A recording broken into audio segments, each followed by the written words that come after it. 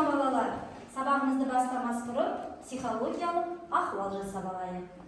Қайырлы болсын, қайырлы болсын, сәрсенбі күні сабақ сәттілік болсын. Бүгін сенің алар маған тек қана бестік болсын. Жақсы балалар, отырыңыздар.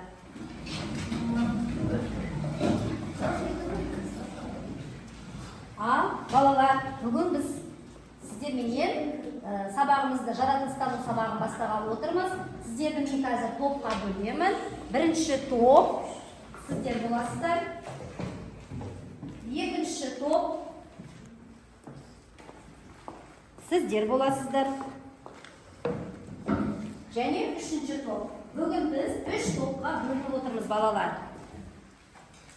Балалар, сіздердің алдарыңызда топты мен таразымен бөліп отырмын. Сабақтағы оқу материалдарын мен қалай түсінгендеріңізді, қалай меңгергендеріңізді гертаспен бағалаймыз. Қане балалар, үйге қандай тапсырма берілді? Ерназар айта ғой. Ақырын жүрсең алысқа жетесің бе? Жақсы, отырыңыз. Ендеше балалар, сіздерге мынау экран арқылы қазір сұрақтар беріледі. Сол сұрақтарға жауап беріп, гертастарыңызды алатын боласыздар. Адам отырған ең алғашқы көлік түрін ата. Жылқы. Жылқы. Қазір көрейік балалар, жауап дұрыс па екен? Дұрыс па? Дұрыс. Жақсы, жауап берді. Келесі сұрақты балалар, екінші топ жауап берсін.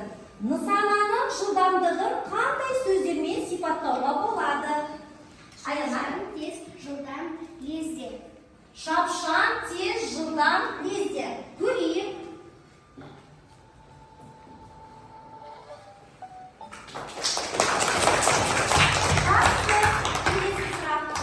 Сұраққа үшінші топ жауап береді. Неліктен асықпаған арбамен қоян алар деп айтады? Асықпай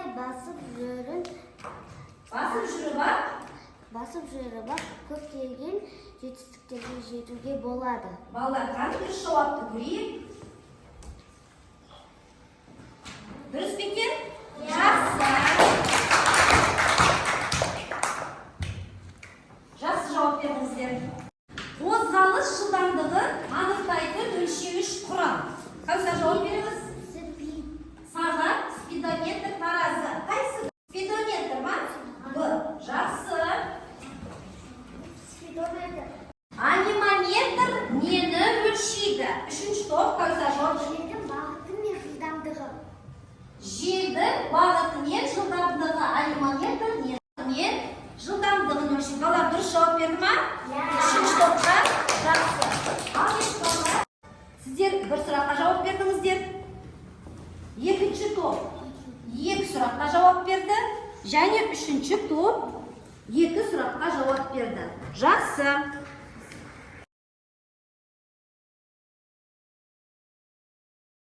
Балалар, мына суретке назар аударыңыздар. Қараңыздаршы, не байқадыңыздар бұл жерде? Нені көріп тұрсыздар? Мына жерде қандай қателікті байқадыңыздар? Қане, кім айтады? Рамина айта ғой. Бірдің салмағы тышқаннан қарағанда ауырлау, ал тышқанның салмағы бірден қарағанда жеңіл болуы қажет. Дұрыс айтады. Мына суретке дұрыс орналаспапты балалар, иә? Ендеше балалар, біздің сабағымыздың тақырыбы пілдің салмағы қанша?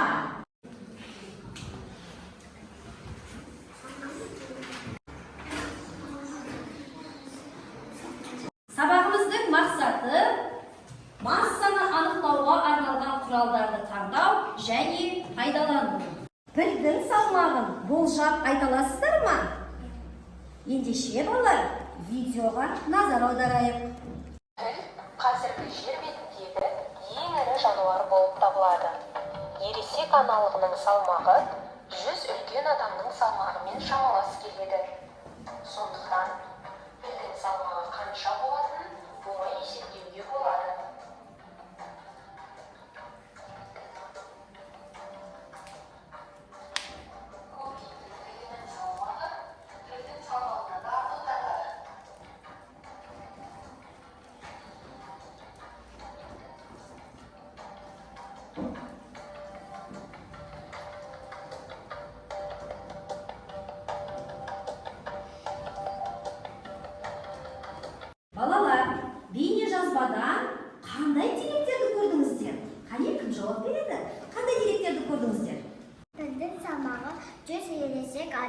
салмағымен бірдей екен. Жақсы. Балалар, кит туралы не айтады екенбіз? Киттің тілінің салмағы пілден де ауыр болып келеді екен. Жақсы, отыра қойып, жақсы жауап бердіңіздер.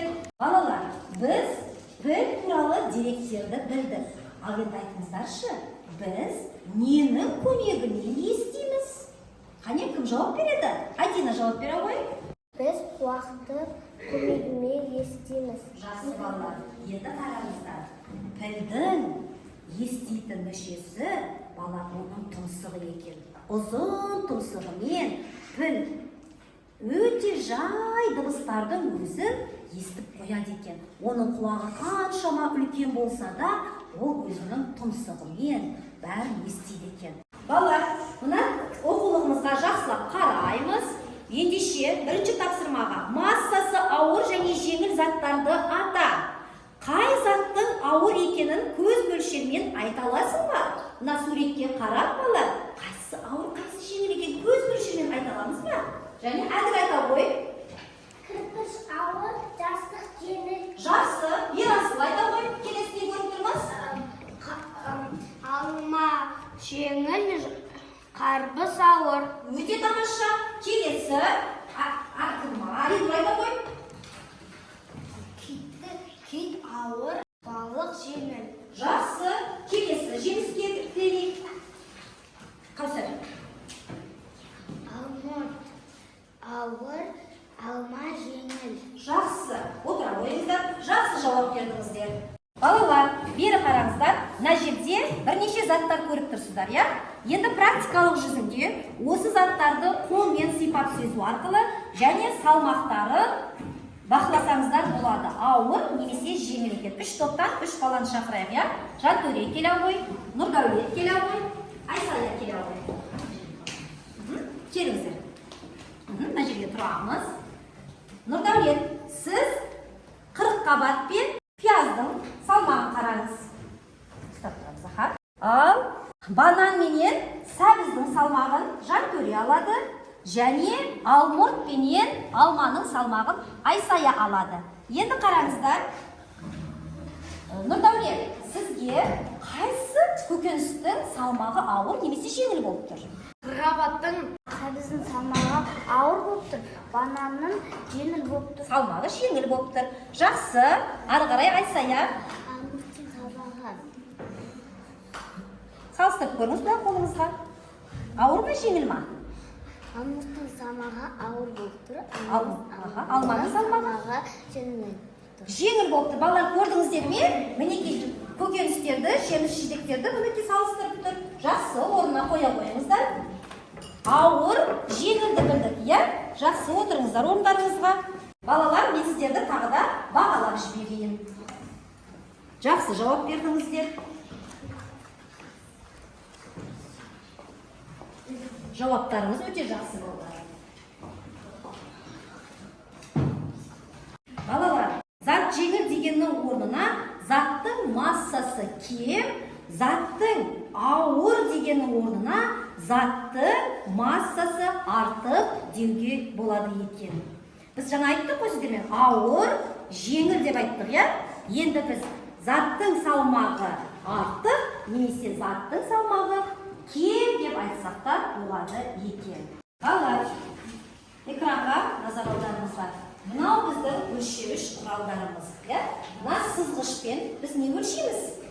Жаңа не айта ғой? Ұзындықты өлшейміз. Жақсы.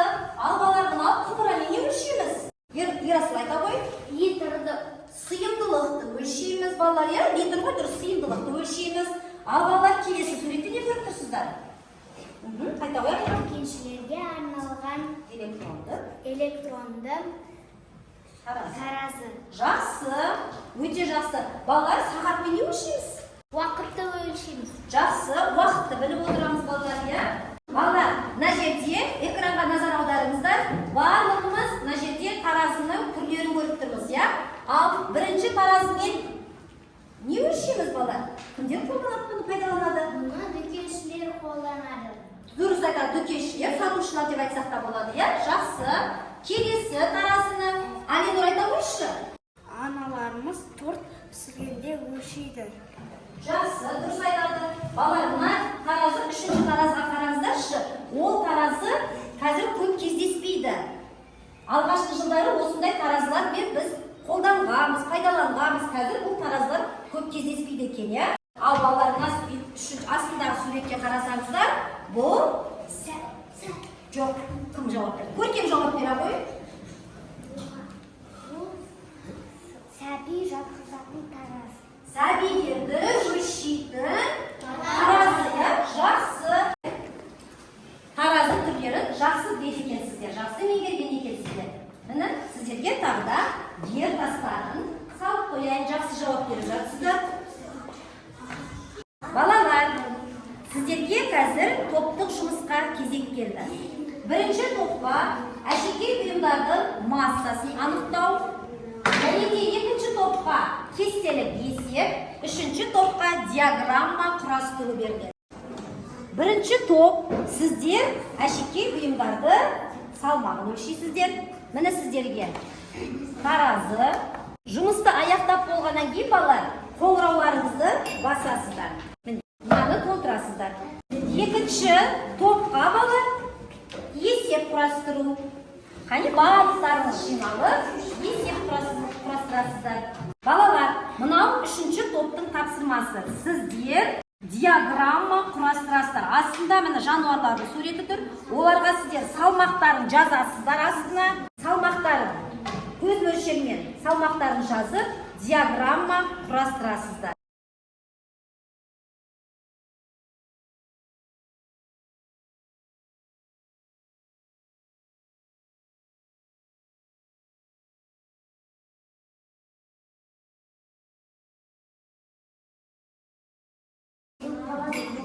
Жақсы.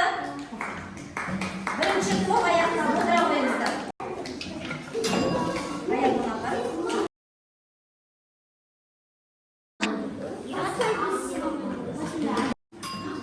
Болды.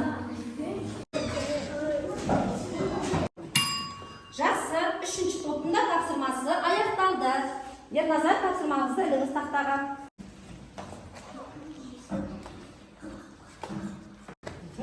Жақсы. Бірінші топ тапсырмаңызды түсіндіріп өтіңіз. Сүзбек 2-ден 3 грамм, алқа 5-ден 2 грамм, сырға 8-ден 4 грамм, сақина 5 грамм, моншақ 8-ден 4 грамм. Жақсы. Бірінші топ жақсы жауап берді. Жақсы. Отырыңыз. Келесі. Қоян қасқырдан жеңіл, ал қасқыр қояннан ауыр. Піл аюдан ауыр, ал аю болса пілден жеңіл, жолбарыс. Аюдан жеңіл, аю жолбарыстан ауыр. Ауыр. Балалар, мына жерде тапсырманы дұрыс орындаған, бірақ мына жерде сіздер салмақтарын жазбапсыздар, иә? Мына жерде қасқырдың, қоянның көз мөлшерменен салмағын жазып кету керек еді, иә? Бірақ өзі айтып отыр. Қабылдаймыз ба? Қабылдаймыз. Жақсы. Ерназарға есеп кепті балалар. Есеп аюдың салмағы 100 килограмм, қоянның салмағы 20 килограмм. Аю қоянға қарағанда неше келі артық? 100 азайту 20 тең 80. Жауабы аю қоянға қарағанда 80 килограмм артық. Жақсы. Түлкінің салмағы 50 килограмм. Қасқырдың салмағы 60 килограмм. Қасқыр түлкіден қарағанда неше килограмм кем? 60 килограмм азайту 50 тең 10. Түлкі қасқырдан қарағанда 10 килограмм кем. Жақсы. Ерназардың жауабы қабылдаймыз. Ал балалар, біз сіздерге сергіп жіберейік. Қанеке? Біздің сынып тамаша. Біз оқимыз жараса. Күнде жақсы оқимыз. Үлкен азамат боламыз. Жақсы балалар, шаршасақ демалып алып, сергіп алып, енді орындарыңызға отыра қойыңыздар. Балалар, кезек жұптық жұмысқа келді. Мен қазір сіздердің алдарыңызға тапсырманы таратып берейін. беремін, жұппен жұмыс орындайсыздар. Бұл жерде заттар жұбының жеңілін көк түспен, ауырын қызыл түспен, қарындашпен қоршап қоясыздар.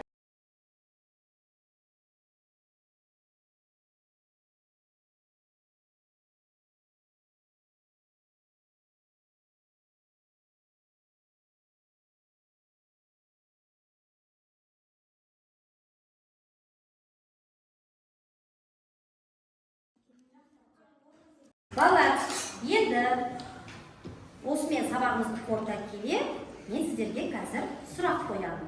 Сол сұрақтарға жауап береміз. Заттың массасы дегеніміз не? Заттың массасын өлшейміз. Грамм, килограмм, тонна, центнермен өлшейміз. Жақсы, өте тамаша, отыра қойыңыз, жақсы жауап бердіңіз. Заттың массасын қандай құралмен өлшейміз? Аяла? Таразы мен өлшейміз. Қандай мамандық иелеріне заттың массасын білу маңызды? Аспазшылар мен сатушылар. Дәрігерлерге керек екен. Тағы да дәрігерді өлшейді екен, я? Айта ғой жаттөре. Аспазшыларға. Аспазшыларға деп айттық. Тағы да балалар. Әшекей бұйымдарды Қабылдайды. Дұрыс айтады балалар. Әшекей бұйымдарды қабылдайды. Таразылар болады екен арнайы. Балалар, бүгін сіздер сабақтан қандай мотивация алдыңыздар? Не ұнады? Қай жерінен сіздер не іліп аларларыңыздар болды? Нені білдіңіздер бүгін сіздер сабақтан? білдім, салмағы туралы білдім. Өлшеуіштерді білдім. Киттің тілі туралы білдім. Бірінші топтың ертасын санаймыз. 1, 2, 3, 4, 5, 6, 7, 8, 9, 10, 11, 12, 13, 14. 14 ертас жинапты. Жақсы. Келесі топтыкын көреміз. 1, 2, 3, 4, 5, 6, 7, 8, бәріміз бірге 8, 9, 10, 11 ертас жинапты балалар.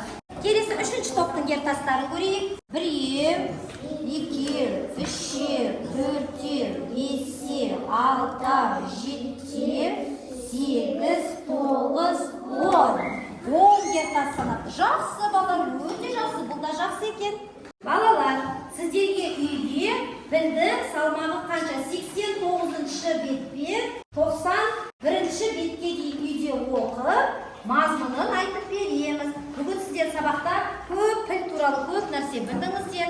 Ауыр жеңіл салмақтарын ажыратуды білдіңіздер, салыстыруды білдіңіздер, я? Үйден жақсылап дайындалып келеміз. Ендігі кезде балалар, мынандай сіздерге гертас беріледі, қараңыздар мұқият. Осы гертаста, бірінші гертасқа маған әлі де көмек керек дейтін болсаңыздар, сабақ түсініксіз болса, әлі де көмек келетін болса, бірінші гертасты қызыл түспен бояйсыздар.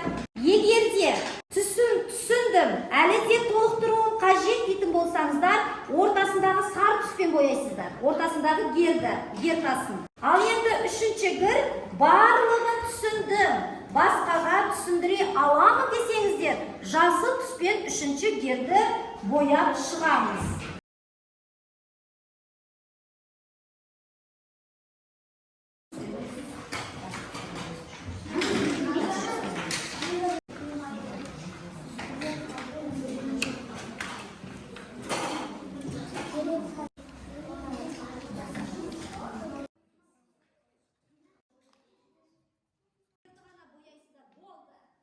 Балалар, бүгінгі сабаққа өте жақсы қатыстыңыздар, белсенді жауап бердіңіздер. Рефлексия тапсырмаларыңызды орындап болсаңыздар, әне жоғары көтеріп көрсетіп қойыңыздар. Тамаша.